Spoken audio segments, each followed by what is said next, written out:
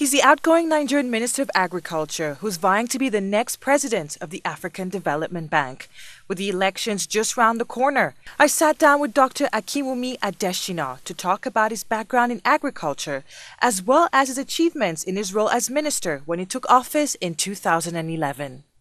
Dr. Akinwumi Adesina, thank you very much for joining us here on Voxafrica TV. Thanks for having me. You have had a background in agriculture. You studied agriculture university in Ife, and as well at Purdue University in the United States. You got a PhD.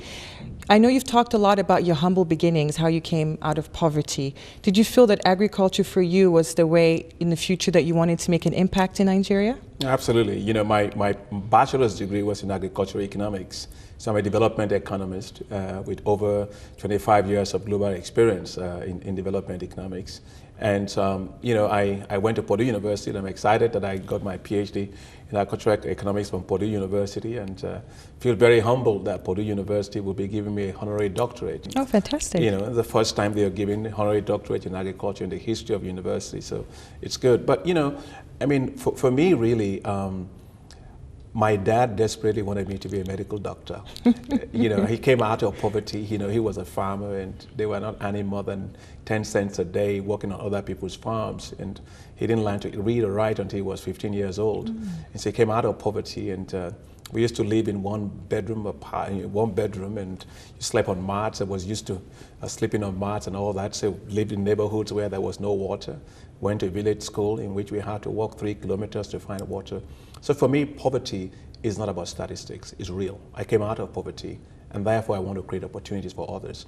I figure that that could be done when you focus on rural areas, because if you look at Africa today, you know, 44% of those that are living on less than, of the population is living on less than $1.25 a day. That can buy you a hamburger. So I see agriculture as a way in which you create new prosperity zones for those in rural areas that can actually lift hundreds of millions of people out of poverty. So when they came knocking for you, you were first the Vice President of Policy and Partnership at the Alliance for Green Revolution in Africa. So you had a background already in agriculture before in 2011 you were appointed the Minister of Agriculture in Nigeria. Did you feel that your experience already in the industry was able to make you successful in that role? No, absolutely. You know, I had world-class training, and I've worked in global institutions for all of my career. Rockefeller as well. You know, I worked in Rockefeller Foundation, where I was regional director for Rockefeller Foundation for Southern Africa office. You know, I worked in some of the foremost international development organizations all my career. I was very humbled when UN Secretary General Ban Ki-moon appointed me as one of the 17 global leaders to help to push, you know, Millennium Development Goals. So obviously, I brought together all of my mix of experiences, my networks, you know, some of the innovative things I've done in so many countries. I've lived and worked in more than 15 African countries, including 10 years in Francophone countries. So I speak fluently. So you know, I'm at home in every part of Africa.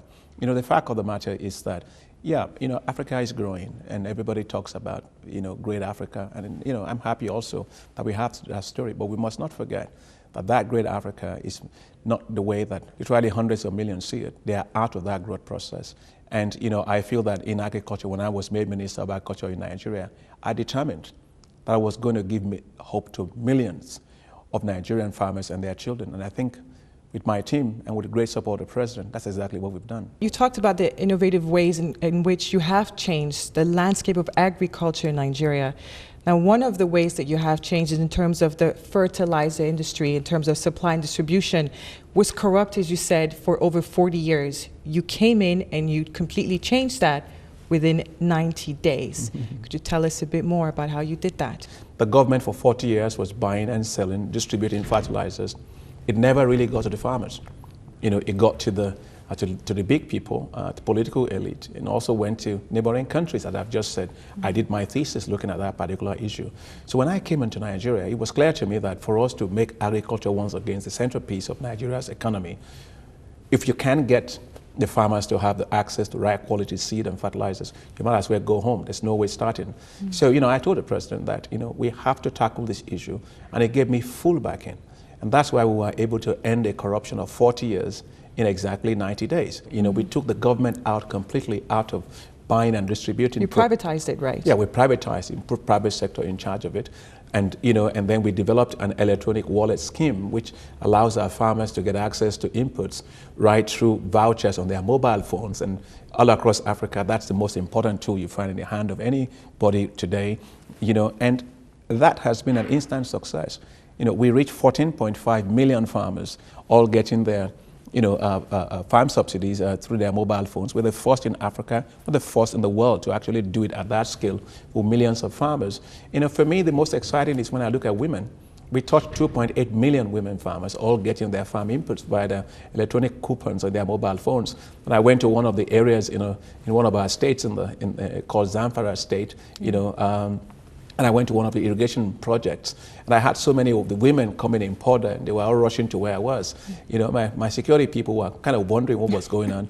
I said they didn't look angry to me, and they all came, and when they stopped, they all put their hands in their pockets, and they took our mobile phones and said, well, the men can't cheat us anymore because we now have our things. I think transparency, accountability, probity in the use of public funds is very important.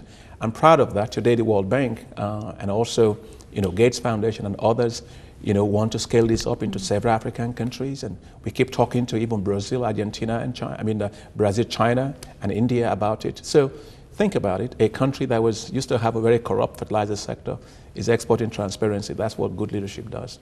Poverty is not pretty. It's not a number. And I believe that we must end poverty. We shouldn't get comfortable with it. For me as a person, I look at Africa with all the number of poor people that we have. If you're not ashamed of something, you will never change it. And that's why I have a heart to always drive to end poverty. You don't reduce poverty, you end it. It's like malaria. I can't tell you I'm going to reduce your malaria. I've got to end it. Absolutely. Talking as well about the changes that you've made, not just in the cell phones industry, you've also reduced the numbers of imports that Nigeria, for example, you gave the perfect example of tomatoes. Nigeria is like the #1 producer of tomatoes in the world, but yet we're importing the paste from countries, for example, like Italy. You've also talked about Nigeria as well, and rice production as well, to be able, in the future maybe, to be able to export rice to other countries. Is that a way as well forward, reducing the number of imports that Nigeria is buying? Nigeria has huge amount of resources in agriculture. And we have 84 million hectares of land. We have lots of water, cheap labor, great sunshine. Almost anything you throw up before it lands, it grows. So we should be a global powerhouse in food. We shouldn't get comfortable becoming a net food importer. And that was what we decided to change. And you were talking about the cell phone, mobile phone technology revolution with inputs. What it has done for us is that in the last 3.5 years, we've been able to increase our food production an additional 21 million metric tons of food within that period. That goes from rice, it goes to cassava, it goes to sorghum, it goes to maize. And so we've been able to produce a lot of food that even despite the fact that the price of crude oil has come down significantly, and you also have a depreciation of the naira, you've barely seen any significant tick in terms of food price inflation that is from the domestic side, not the imported side. And so that's because agriculture became the lifeline of the economy. It saved the economy and gave us the macroeconomic stability that we have today. The IMF came to Nigeria and they said they were coming from Venezuela. And they had just gone to Venezuela where they had the same set of situations like Nigeria, but food price inflation was out of the roof, not in Nigeria. And that is the success story of what Nigeria has done in its agricultural sector. I believe also that if you take a look at what has happened with us in terms of what we are importing, our food import bill went down from $6.5 billion in 2011 to $4.3 billion by 2014. And so you can understand that agriculture is good not only in terms of reducing your dependency on import, it builds your external buffers for you, it helps you to lower inflation. We have succeeded working collectively as Nigerians, from federal to state to farmers to private sector to banks, and I'm proud of everyone. We've been able to deliver a new type of agriculture for Nigeria that is going to be a lifeline of Nigeria going forward. Talking about this new type of agriculture for Nigeria, Nigeria is so heavily dependent on oil. You were forward thinking in terms of investing more in agriculture, and now everybody's talking about with the global oil prices dropping, for Nigerian economy to diversify. You had to convince the banks in terms of investing and lending money so that we could boost agriculture in the country, didn't you? Yes, and I remember when I first got to the country, and that's why I started wearing bow ties, because I felt I had to change completely the perception of my sector, and you know how great bow ties. You're definitely known for those. You know how bankers are, but seriously, I had to change the perception of the sector in a very serious manner. One is that I said agriculture is not a way of life. Agriculture is not a social sector. Agriculture is a business. Everything about it is a business. And so we decided to take agriculture as a business, focus more on private sector investment, remembering that every single farmer and woman that's a farmer that you see is a private investor. They just need access to technology, to finance, to information, to markets and infrastructure. So we started that we're going to boost all of that. We're going to unlock all of that potential for them in agriculture. And that we are going to focus on building value chains. You mentioned the issue of tomato. So if somebody is producing tomato, make sure there is a processor that's processing that tomato into paste and therefore can buy the tomato before it rots away. If somebody is producing cassava, make sure that you can transform that cassava into starch, into ethanol, into sweeteners, things that industry needs. And so that was what we decided to begin to do. And if you just see what happened with bankers, for banks, to lend to you, they have to see a money trail. Yeah. So we began to create the money trail in agriculture. We created the money trail in terms of lending to farmers, the money trail in terms of processing and value addition, money trail in logistics and transport. And so all of a sudden, the bankers got excited. I remember I was in a meeting, with the then central bank governor of Nigeria, Sanusi Lamido, a good friend of mine, and we worked so hard together to put in place a risk-sharing facility called NISAL to reduce the risk of lending by commercial banks to agriculture. And it was a great success story. The share of total bank lending to agriculture as a proportion of total portfolio of banks in Nigeria lending went from 0.7% when we started in 2011 to 5% by the end of last year. And this year we expect it to be about 7.5%. And hopefully, because of as the bank moved out of oil and gas industry into agriculture and agribusiness and agro-allied industry, I expect that to reach 10%. But here is the great point. In the last 3 years of lending by the banks, agriculture sector has the lowest non-performing loans in the country. And that's because we've really totally restructured how agriculture is. So today, I don't run after banks like I used to. The bankers run after us, which is a good story. The good stories that you've done, you as well have aimed to modernize the agricultural sector. Over $300 million was the initiative, if I'm correct, that was looked at in the U.S. to help to modernize the tools that farmers use in Nigeria. Would that be one of your legacies? Absolutely. Going to school in the United States, in Indiana, which is also the breadbasket of America, I was always fascinated that the farmers were the richest people. They always wear air-conditioned houses, air-conditioned cars. They go to the farm, air-conditioned tractors. They come back, combine harvesters. They come back home. They, pick up their golf clubs and they go and play golf. And they are the largest and most efficient exporters of food. Now that is agriculture. That is agriculture as a business. That is what I wanted for us in Nigeria. Look, hoes and cutlasses are outdated. They are not for modern age agriculture. They're basically suffering.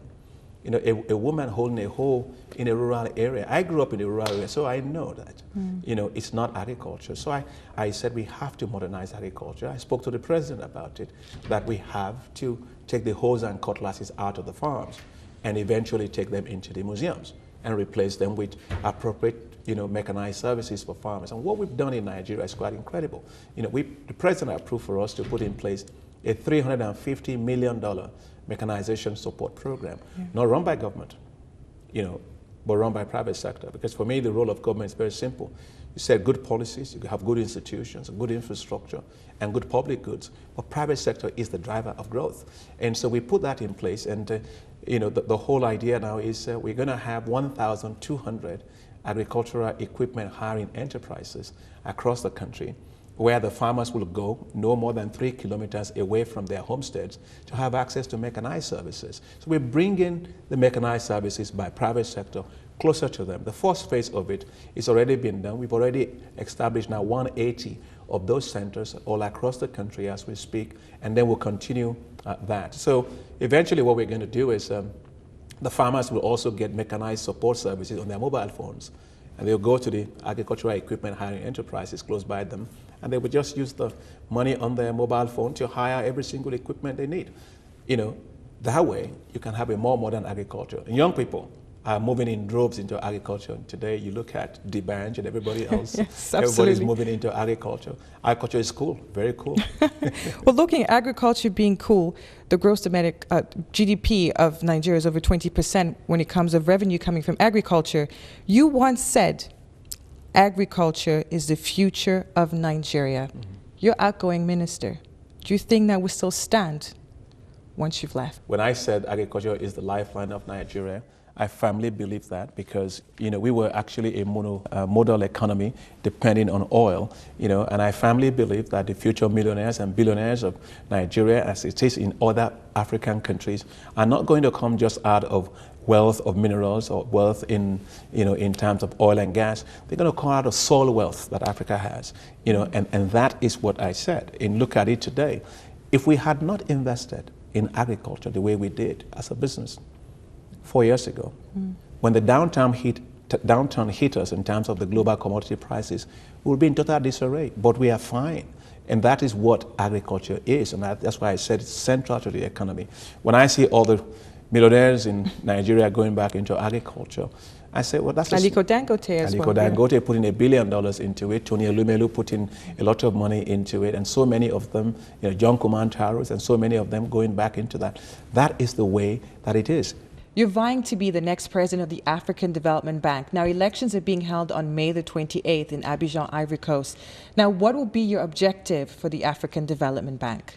I think you find that Africa has grown 6% growth rate all across our continent for so long. It's great. However, the challenges are many and undaunting challenges that the bank has to face. And my friend Donald Carol Baruka, as president of the bank, has done a fantastic job for the bank. But there are daunting challenges that we have to face. First and foremost is high level of inequality of that growth process. That growth process is not an inclusive growth process. Unfortunately, it leaves so many hundreds of millions of people out. Second is that you see massive migration out of our rural areas into our urban cities, and also migration out of Africa. People are dying all over the Mediterranean just to escape from Africa, and also in the Sahara Desert. I want an Africa they want to stay in, not they want to move away from. But you also look at the challenges that urbanization produces for us, which is that you have from Kinshasa, you go all the way to Cairo, to Abuja, to Lagos, and to Kenya, Nairobi. You see, the cities are bursting at the seams, and we've got to really deal with this particular issue. And also the issue of climate change. The very fact that Africa has to develop now under that particular climate change. But also, there's also the issue of fragility. The number of countries that are listed as fragile states in Africa today is 53% of Africa's population. Not to talk of just deepening poverty, with 44% of Africa's population still living on less than $1.25 a day. That cannot buy you a hamburger. And so the vision that I have for Africa is an Africa that is prosperous with a lot of inclusive growth.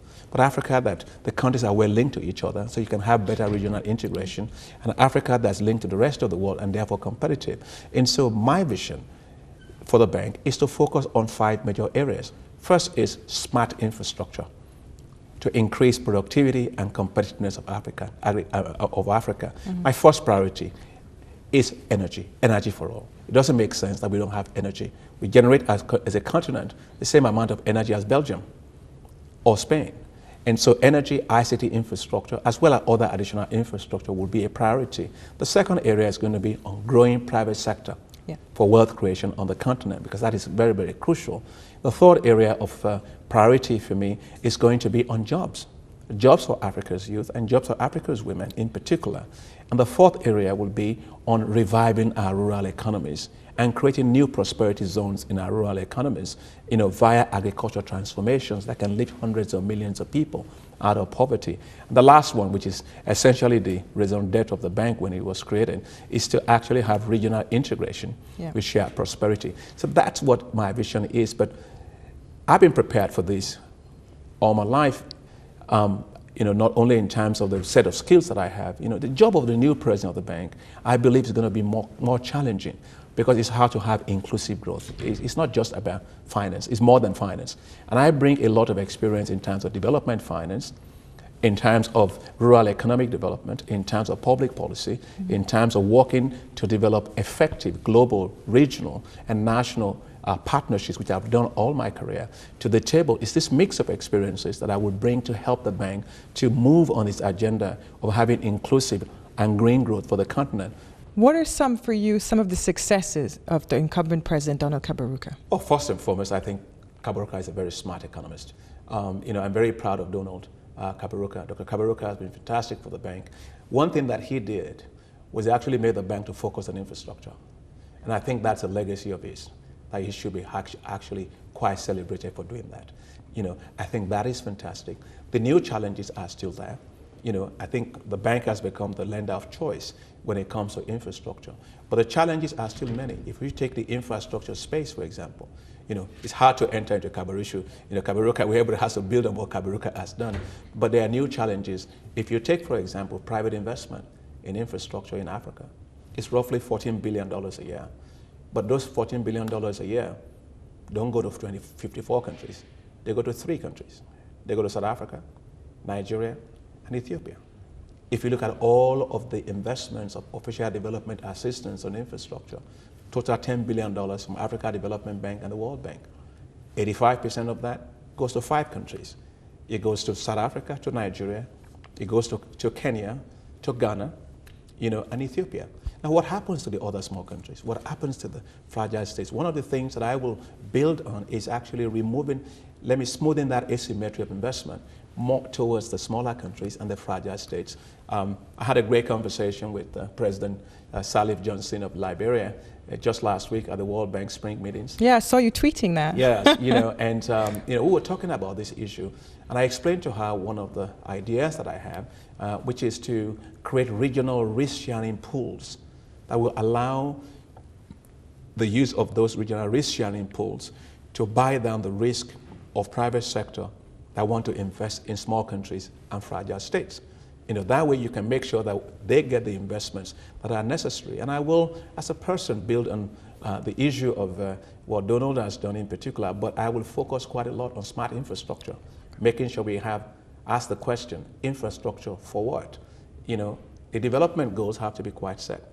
And then we ask what kind of infrastructure densities, where, and how fine and structured will be able to do that. But I doff my hat to Donald. I think he should be celebrated, and I celebrate him. Why is there no consensus between the ECOWAS countries for one candidate?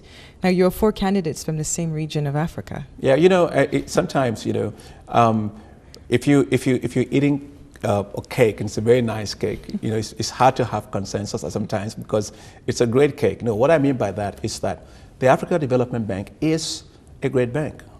And I think to have so many people that want to lead the bank is a good thing, for Africa. Nobody wants to touch something that's not working, and I think that's a very good thing. And I think it's going to be a good process. As a candidate from the country of Nigeria, there's fears from some countries like the smaller countries, that countries like Nigeria and South Africa are the big countries, and them coming over to dominate the African Development Bank and the African Union. What would you say to them to reassure them that that will not be the case, where you're just not focusing on the small countries at all? Well, first and foremost, if you go into an aircraft and you see a pilot, you don't go in and ask them whether they're from small country or from large country. You just want a very competent person flying that aircraft for you. And I have lived and worked more than 15 years, in African countries, different African countries. Almost all of them, until 4 years ago when I came to Nigeria, I've always worked in small countries and in fragile states. So I understand those issues very, very well. In fact, you might even say my biggest bias is, as you can tell, is always towards small countries and fragile states, because that's where my professional work had been done. When I was in Liberia, in Guinea, in the Mano River area, on boats, actually doing research. I understand those challenges very well, and I want to make sure that those priorities get focused by the bank. And the other thing that I would say, is I'm somebody that's very big in competence, in getting competent people. In Nigeria today, my chief of staff, who is a woman, is not from Nigeria. She's from Kenya. And how many ministers do you find in a country that have a chief of staff from a different country? I am big on inclusiveness. I am big on making sure that you have gender empowerment. I'm very big on making sure there's equitable distribution of resources to support everyone. Look, we can't just say only big countries will grow. I want small countries to grow. I want fragile states to grow. I'm that committed to that, and that's what I've done. So I think that you will find that as president of the bank, I will maintain a highly diverse staff force, a force that is professional, that has merit-based recruitment processes, and don't forget, countries don't run the bank. The president runs the bank with a board of governors and also the executive directors of the bank. And the only thing I can promise with all my heart is I will run a very good bank, build on what Donald has done, and leave the bank, by the grace of God, a better bank, a much stronger, healthier bank, with impact on the lives of people, visible impact on the lives of people. That one I can commit to. Thank you very much, Dr. Akinwumi Adesina, for your time on Vox Africa. Thank you very much. It's a pleasure being here. Thank you.